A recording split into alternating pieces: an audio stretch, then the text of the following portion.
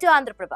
ప్రేమ గుడ్డిది అని అంటూ ఉంటుంటారు. అయితే ఇటీవల కాలంలో వెలుగులోకి వచ్చే ఘటనలు చూసిన తర్వాత ప్రేమ గుడ్డిదని తెలుసు. కానీ మరీ ఇంత గుడ్డిదని మాత్రం అస్సలు అనుకోలేదని అందరికీ అనిపిస్తూ ఉంటుంది.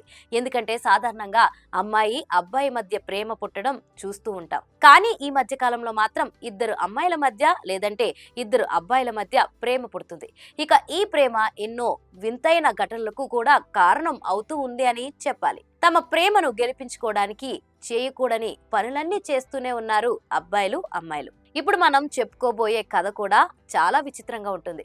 ఉత్తరప్రదేశ్ లో ఈ ఘటన వెలుగులోకి వచ్చింది. ఏకంగా ఇద్దరు అబ్బాయిల మధ్య అసహజమైన ప్రేమ పుట్టింది. కానీ తమ ప్రేమను ఎలాగైనా గెలిపించుకోవాలని ఆ ఇద్దరు అబ్బాయిలు అనుకున్నారు. ఇక ఇద్దరిలో ఒక అబ్బాయి ప్రేమించిన మరో అబ్బాయి కోసం లింగ మార్పిడి చేసుకునేందుకు కూడా సిద్ధమయ్యాడు.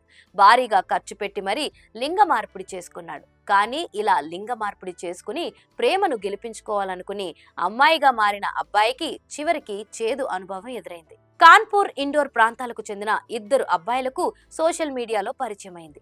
ఈ క్రమంలోనే పరిచయం కాస్త ప్రేమగా మారింది.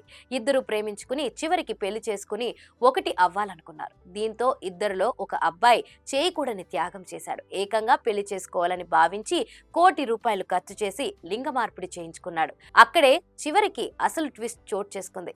లింగ మార్పిడి పూర్తయిన తర్వాత అబ్బాయిని ప్రేమించిన వాడు పెళ్లి చేసుకునేందుకు నిరాకరించాడు.